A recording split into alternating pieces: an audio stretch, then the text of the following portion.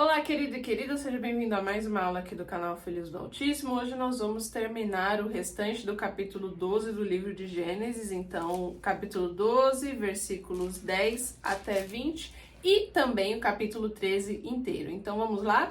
Iniciando pelo final aqui do capítulo 12, pela última exposição, queria ler com você apenas os 3 primeiros versículos de novo para que o vídeo fique dinâmico e não fique monótono e a gente discorre sobre os acontecimentos, certo? Então pegue aí sua Bíblia, Gênesis capítulo 12, vamos ler aí os versículos 10 até 12, certo?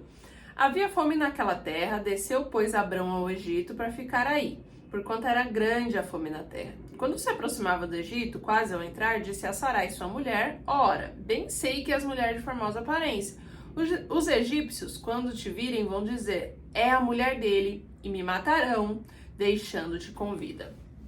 Bom, então a gente inicia aí essa segunda etapa do capítulo 12 de Gênesis. Abrão tinha terminado peregrinando na terra de Canaã, tinha terminado ali em Negueb, e aconteceu que havia grande fome naquela terra, havia grande fome ali em Canaã.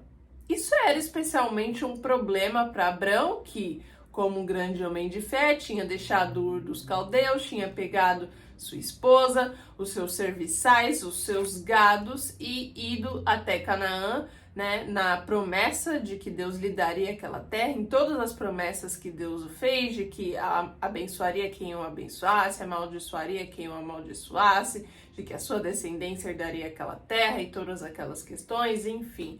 Abrão chega lá, faz os seus altares ao Senhor, vai de Siquém até Negueb, e aí a coisa começa a apertar, começa a haver grande fome naquela terra, e grande fome sempre vai ser um problema. Então, o que Abrão faz? Vai e desce até o Egito.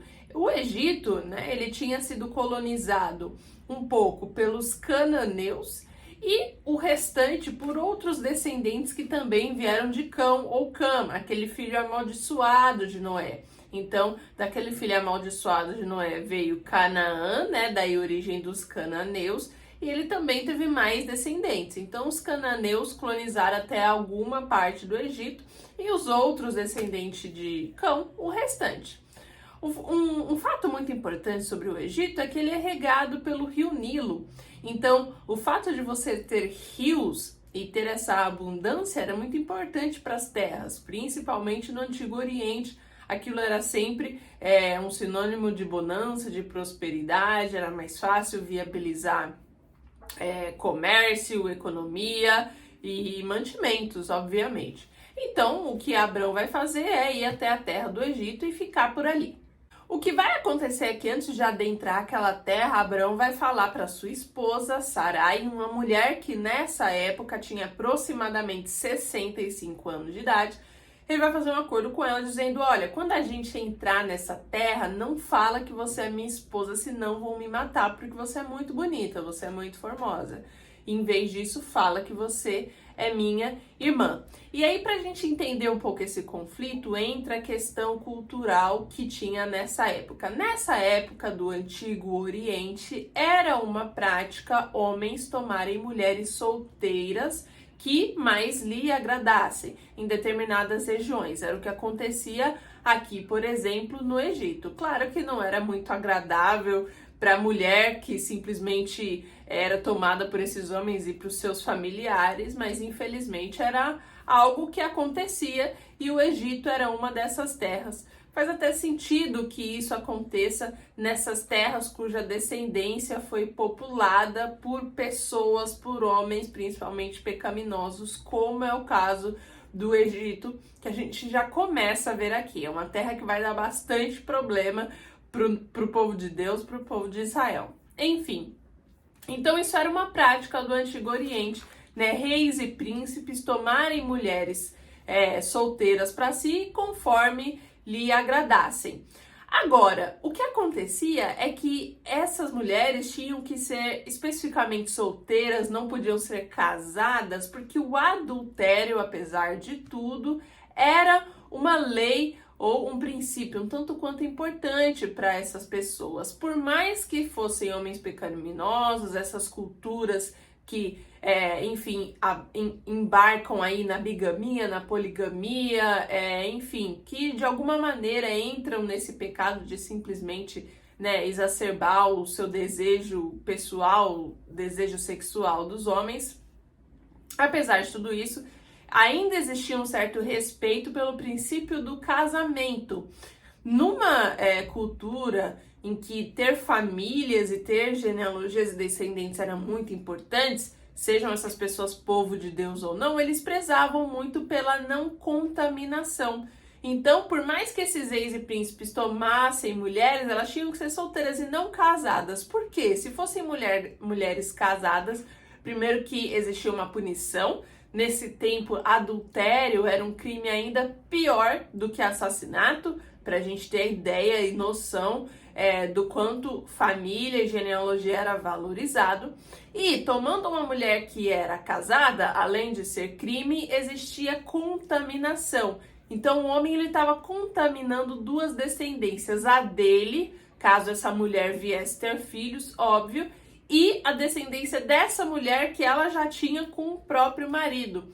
Então, o adultério ainda era uma questão importante para eles. Por isso, o que acontecia? Quando um rei ou um príncipe via uma mulher, ela era muito bonita, mas ela não era solteira, ela era casada, mas ele queria ficar com aquela mulher mesmo assim, eles matavam o marido daquela mulher. Agora a gente consegue entender essa preocupação de Abrão. Como era a cultura desse momento, dessa época, nessa terra do Egito, ele se preocupou que, uma vez que a sua mulher era muito bonita e ele reconhecia isso, essa mesma prática fosse acontecer com ele, que os faraós vissem a formosura de Sarai e vendo que ela é casada, matassem Abrão e simplesmente ficasse ali com ela.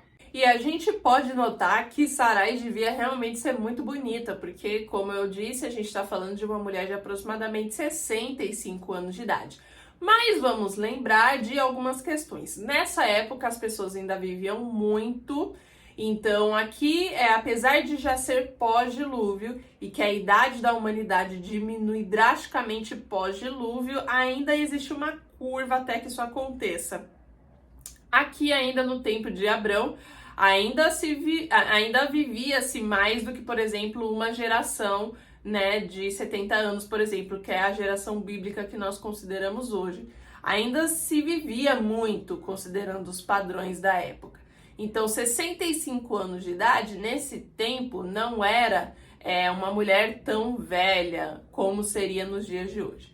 Segundo ponto importante, Sarai ainda era infértil. Ela e Abrão não tinham filhos. E a gente sabe que, claro, os filhos, né, nas mulheres trazem consigo algumas mudanças corporais muito importantes. E terceiro ponto, que é importante aqui também para essa história, o rei, quando o rei ou o príncipe, ou o faraó nesse caso, quando tomava essa mulher bonita, ela não ia diretamente já para a cama com ele, né? Nos costumes da época, essa mulher era tomada, ela ficava alguns meses em observação, ela também tinha algumas questões estéticas de se enfeitar e se embelezar, até que, né, esse processo levasse finalmente com que ela se deitasse ali com aquele rei, com aquele príncipe, com aquele faraó. Então era um processo que levava aí alguns meses. Bom, então Abrão vai usar desse estratagema para tentar sair da situação difícil. É o que nós vamos ver aí dos versículos 14 ao 16, justamente é o que acontece. Eles entram no Egito, aquele povo vê que Sarai era uma mulher muito formosa, eles questionam, Abrão diz que ela é sua irmã, então o faraó toma Sarai. Provavelmente entra aí todo esse processo de preparação de Sarai até que ela pudesse se deitar efetivamente com o faraó. Não aconteceu instantaneamente. E por último, né, eles galardearam Abrão, né, com jumentos, com, enfim, gados importantes aí, né, deixando ele com uma experiência financeira um pouco melhor, né, o que a gente vê aí no versículo 16. Este, por causa dela, tratou bem Abrão, o qual veio ter ovelhas, bois, jumentos, escravos, escravas, jumentas e camelos. E aqui a gente vai entrar no versículo 17, onde teremos uma marcação muito específica do início da ação de Deus. Esse versículo ele já começa com Porém, o Senhor puniu o faraó e a sua casa com grandes pragas por causa de Sarai, mulher de Abrão. Veja que interessante, quando a gente fala de pecado na Bíblia, algumas dessas importantes histórias seguem o mesmo padrão.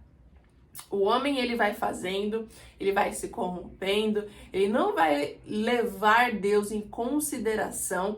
Deus, ele vai observar tudo aquilo até que ele entre em cena e começa a agir. Assim aconteceu no Éden, quando Eva vai lá, conversa com a serpente, vê que o fruto da árvore era boa, come, dá para o esposo dela, Adão, ele come, vão lá, cose algumas plantas de figueira para se cobrir. Depois Deus vem e fala: Adão, já tô confundindo aqui os nomes. Adão, onde estás? Quem te fizera saber que estavas nu? Comeste do fruto que falei para você não comer. A mesma coisa com Caim e Abel. Caim vai lá, chama Abel, venha no campo, enfim, vou te mostrar minha colheita. De repente, Caim se levanta contra o seu irmão e o assassina. E aí Deus vem depois e pergunta: onde está o seu irmão? Enfim, com a Torre de Babel, a mesma coisa. Aqueles homens decidem ficar ali, edificar o seu nome, entendem que conseguiriam fazer com argila, tijolos, e queimam, e fazem ali argamassa e começam a construir uma torre que os levaria aos céus, né? Que seria uma torre muito alta, seu nome seria célebre, eles ficariam ali unidos, né? E não se espalhariam pela terra. Até que Deus começa a agir: vinde, confundamos as línguas. Aqui também nós vemos o mesmo padrão. Então, Abraão começa a fazer tudo isso sem levar em consideração o mandato de Deus. Obviamente que a fome ali naquela terra era mais um teste de fé de Deus para com Abraão. Afinal, primeiro de tudo, Deus manda Abraão sair da sua terra, Ur dos Caldeus, terra muito boa, científica, avançada, deixa tudo para trás. Depois, quando ele chega até Harã, aí é que Deus fala que ele deveria ir para Canaã e que a sua descendência herdaria aquela terra. Ele chega em Canaã, Canaã está ocupada, mas Deus fala que aquela terra seria dele.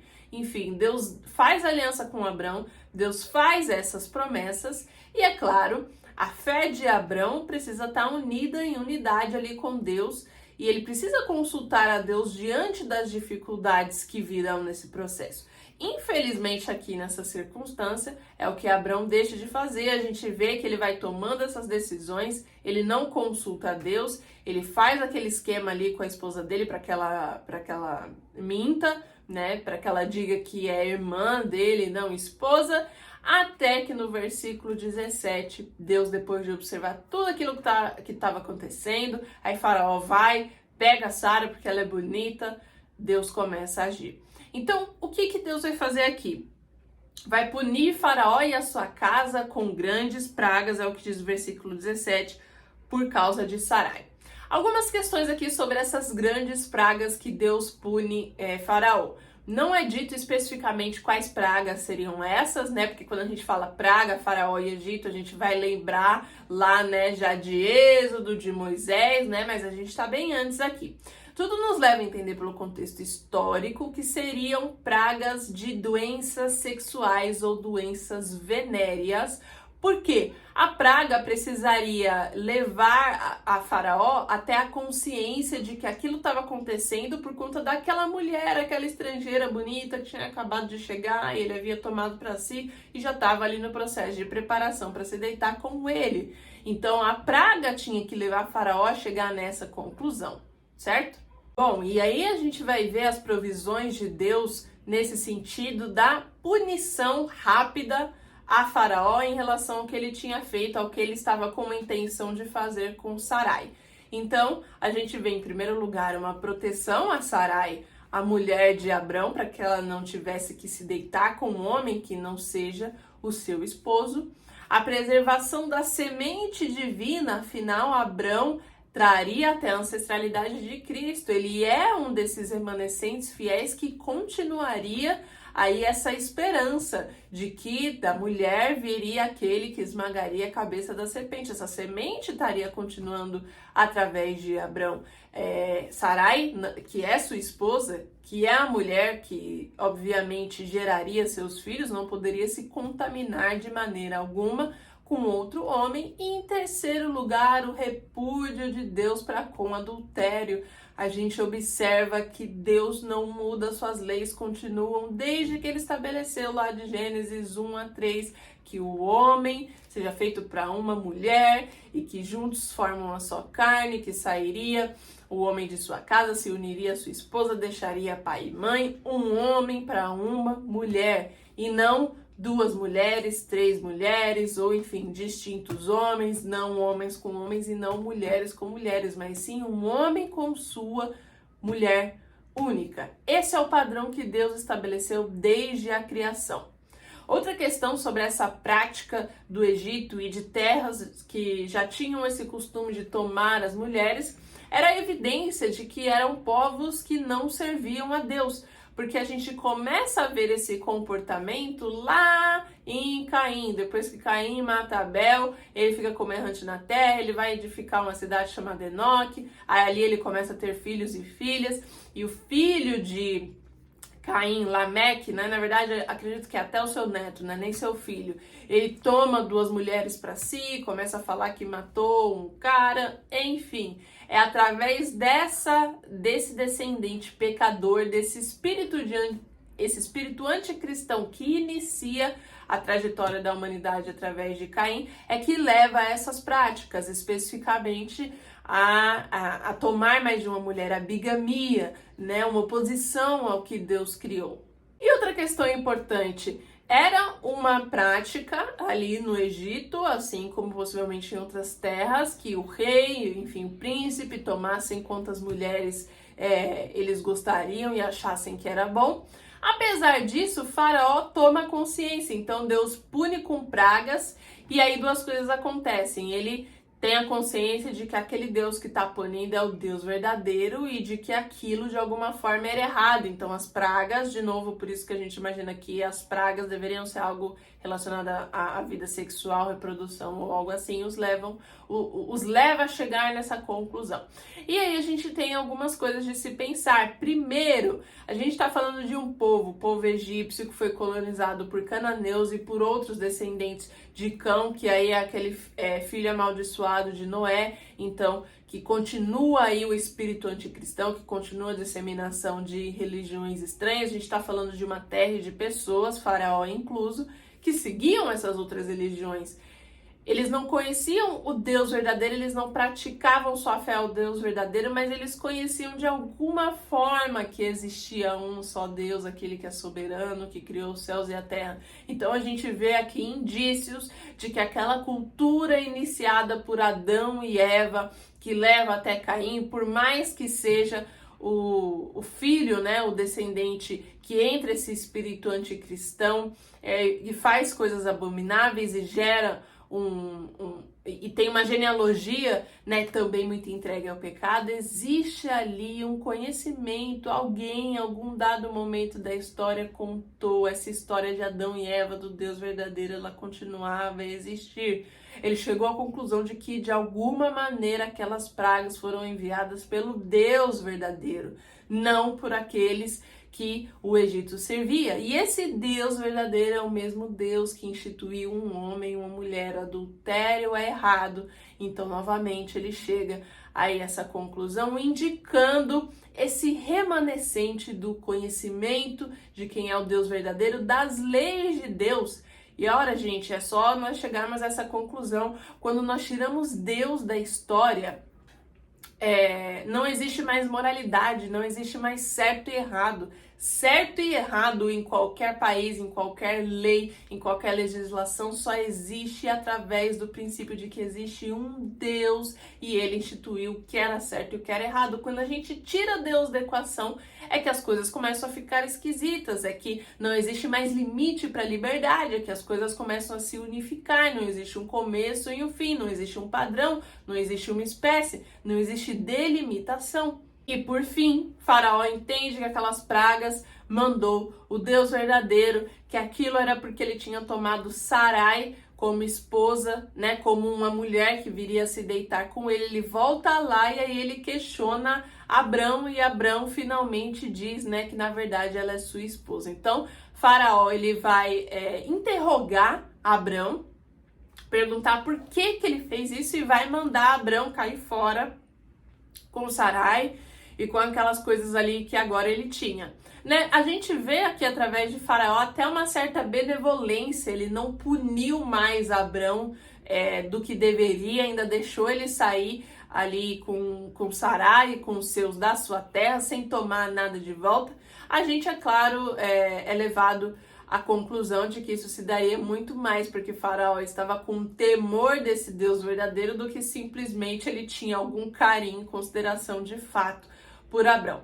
E olha só que humilhação. Nesse mesmo capítulo 12, na primeira metade, a gente vê um homem, um herói da fé, com uma fé inabalável, que sai, que larga tudo, a pedido e a mandato do Deus único e verdadeiro, e vai cumprir aquilo que Deus tinha falado. E um período depois, a gente identifica uma falha na fé desse homem, desse grande herói. Por quê? Primeiro de tudo, na dificuldade, em uma das dificuldades que foi a fome, a primeira que apareceu ali naquela terra de Canaã, ele já decide tomar o assunto nas próprias mãos e tomar as suas decisões sem considerar a Deus. Ou seja, no momento em que a fome sobreveio ali em Canaã, Abrão decidiu aquilo que era melhor de se fazer. Ele teve mais medo do julgamento da lei humana do que do próprio julgamento de Deus. Então ele decide primeiro se suprir indo para uma terra que não era para ele ir, Deus não queria que Abrão fosse para o Egito, e depois mentindo, né?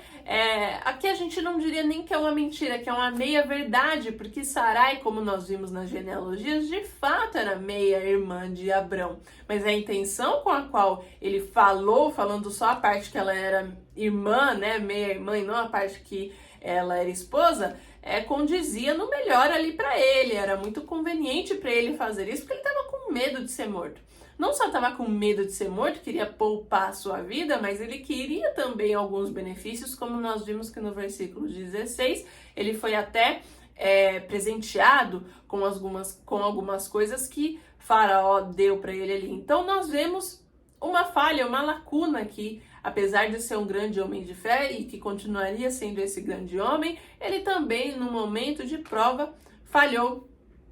E a humilhação que esse grande homem de fé teve era de ser repreendido por alguém que nem cria no Deus verdadeiro e que ele mesmo reconheceu que aquilo era errado. Faraó, não tem coisa pior, e acho que você que está vendo esse vídeo vai concordar comigo, do que você como crente, como cristão, ser repreendido de uma prática, de algo ruim que você fez, de um pecado, por alguém que nem serve o mesmo Deus que você, né? Ou seja, a pessoa ali como ímpia enxerga aquilo e te repreende e você não.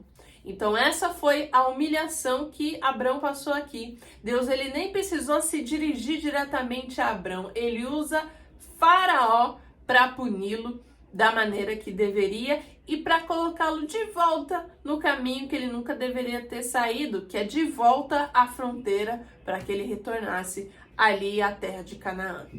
Quais são algumas questões que nós tiramos aqui? Deus, ele continua testando a nossa fé, ele continuou testando a fé de Abrão.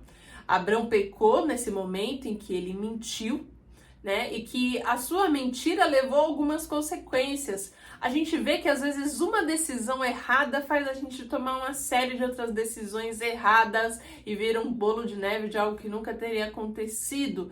Abrão, ele toma a decisão de sair ali de Negueb, em Canaã, a terra que estava havendo fome, para ir para o Egito, para conseguir se suster. E aí, ao entrar no Egito, ele precisa combinar com a mulher dele de mentir.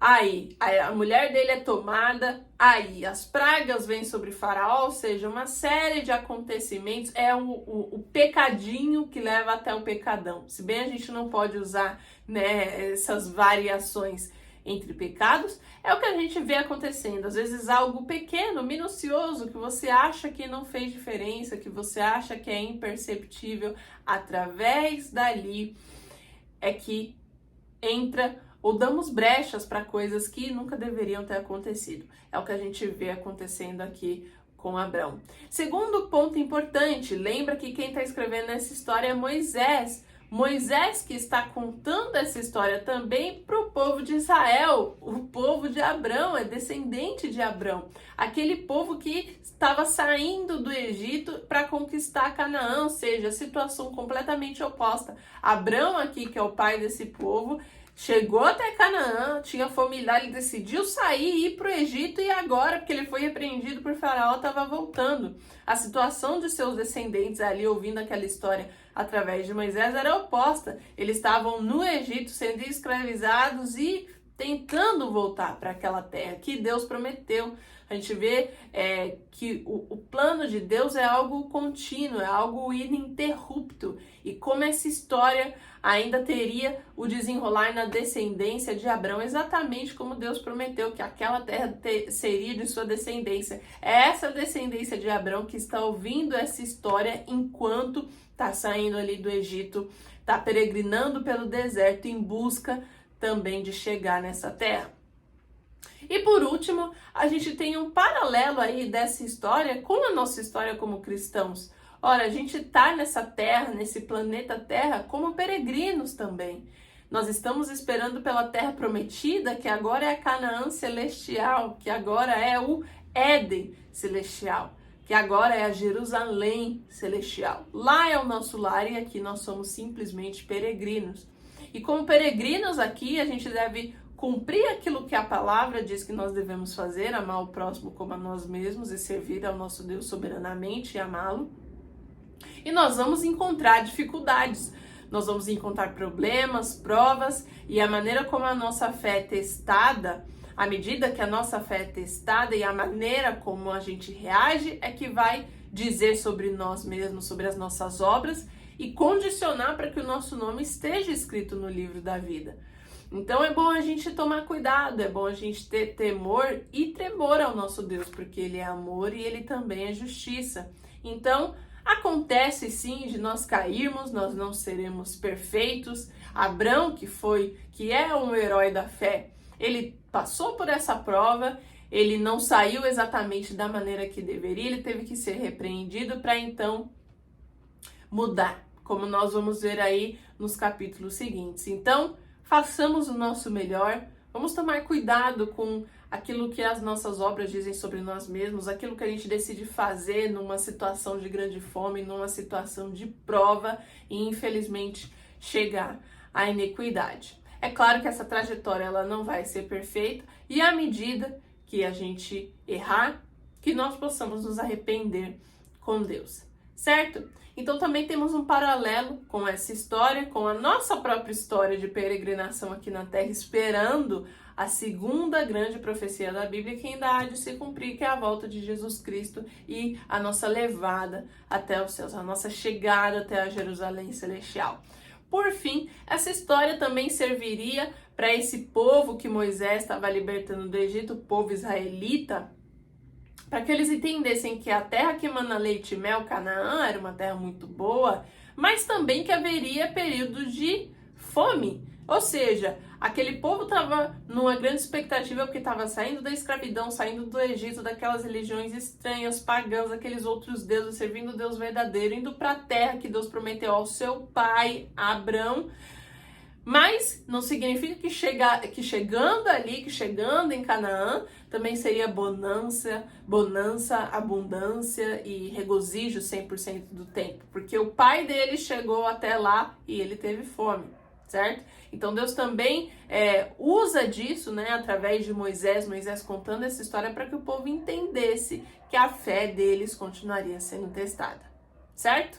E por fim, vamos agora para o capítulo 13, né? Um capítulo aqui super rápido, não vou fazer nenhuma leitura, você que está aí com a sua Bíblia, leia e acompanhe aqui o vídeo. Mas simplesmente o que vai acontecer no capítulo 13? Volta Abrão para Canaã com a sua esposa, com todos os que estavam com ele, inclusive Ló, seu sobrinho, né? Apesar de que nessa segunda etapa do capítulo 12 o nome de Ló não foi mencionado, é certo que Ló estava com ele, né? E o que acontece aqui? Abrão acaba se tornando muito rico, né? Como diz aí o versículo 2, era Abrão muito rico, possuía gado, prata e ouro. E Ló, seu sobrinho, consequentemente, também estava muito rico. O que começou a acontecer é que, como a bênção foi tão grande e eles começaram a se multiplicar nos seus bens, não havia espaço suficiente para Ló e para Abrão, né? O gado, né, nessa época, que era um sinônimo de riqueza, exigia espaço territorial para que ficasse ali bem e continuasse se populando. E à medida que tanto os gados de Abrão como os de Ló eram muitos e eram frutíferos, não tinha terra o suficiente para os dois. O que começou a acontecer? Os pastores, né, pastores de gado, de ovelha, de Abrão, começaram a discutir com os pastores de Ló, ou seja, os dois pastores dos gados, né, desses times, né, de Abrão e de Ló, começaram a discutir até que Abrão vai falar para Ló: olha, não tem espaço para que nós dois permanecemos juntos. Olhe aí e veja, escolha você primeiro qual que é a terra que você quer ficar, vai para lá que eu vou na direção oposta. E no final das contas, né, como termina o capítulo 13, Ló vai escolher a terra próxima ali de Sodoma e vai armar as suas barracas e as suas tendas para lá, enquanto Abrão vai continuar ali em Canaã. E aí, quais são algumas questões para terminar aqui essa aula e as aplicações? A gente vê, em primeiro lugar, uma mudança aí no caráter de Abrão. Esse homem, né, que em uma outra circunstância tinha quase que oferecido a mulher dele para Faraó, ela mentisse e aí ele não fosse morto, e também ele ganhou algumas regalias, a gente já vê uma mudança nesse comportamento, um aprendizado. Em vez de agir de uma maneira arrogante com Ló, seu sobrinho, ou de uma maneira que o beneficiasse mais, na verdade não. Né? A gente vê um homem quebrantado. E é um indício disso principalmente porque na hierarquia Abrão estava acima de Ló. Ora, Ló era sobrinho dele. Então, Abrão não precisava ter dado o direito de Ló escolher e ainda escolher primeiro. Abrão poderia ter simplesmente falado qual era a terra que Ló deveria ir, mandar ele ir para lá e pronto, e acabou. Né? Mas não, nós vemos uma diferença no caráter desse herói da fé. O segundo ponto importante aqui, a gente vê como pessoas, não necessariamente da família, que a gente está falando dos serviçais, dos pastores, que começaram a causar algumas faíscas entre Abrão e Ló. Não foram Abrão e Ló que brigaram entre si, mas foram os seus pastores dos seus gados que começaram a ter muitos conflitos. Então, atenção a esse ponto. Às vezes tem coisa que chega, né, na minha família, na sua família, não necessariamente pela família em si, mas por outros, por terceiros que, infelizmente, acabaram gerando intrigas. Por último, né, Abrão vai dar o direito de Ló escolher a terra que ele bem entender, a terra que ele quiser, e vai falar assim: não vou te atrapalhar, escolhe a terra que você quiser e eu vou para a direção oposta, né? Então, mostrando aí um bom coração. E Ló vai escolher, vai observar toda aquela terra e vai escolher aqui ficar próxima ali de Sodoma. Era uma terra da qual também era banhada por 4 rios próximos. Claro que devia ser uma terra que chamava muita atenção, afinal, relembra até o Éden, do Éden saía 4 rios. O Nilo também era o Egito era uma terra benevolente nesse sentido, porque tinha o rio Nilo que representava abundância, que representava mais facilidade para prosperar. Ló, muito provavelmente, com esse mesmo pensamento, vai escolher a terra mais bonita, né, nesse sentido, vai olhar, vai ver aqueles rios e vai falar: é ali que eu vou ficar ali em Sodoma. Mas mal sabe ele, que nós veremos nos próximos capítulos, que será um povo extremamente amaldiçoado. E aí, no final do capítulo 13, a gente já tem um spoiler de que, infelizmente, essa terra que Ló escolheu era a terra de homens maus e homens pecadores. E assim se separam, Ló vai para lá e Abrão permanece em Canaã. Certo? Então, eu espero que você tenha gostado dessa aula, compartilhe com alguém que também está estudando aí com você, alguém que precisa entender mais sobre a Bíblia, que acha muito complicado. Olha, eu vou te dizer uma coisa, às vezes a gente espera do nada começar a sentir prazer ao ler a Bíblia, E não é assim que funciona. A gente tem que ler e se esforçar e deixar o Espírito Santo nos mudar, contar com a ajuda que a gente puder aí de recursos que tornarão mais fácil essa caminhada, como eu espero que eu esteja aqui te ajudando, e é aí que a gente vai criando gosto, né? Então, parte do nosso esforço, ler as Escrituras e entender a palavra do nosso Deus. Então é isso e eu te espero na próxima.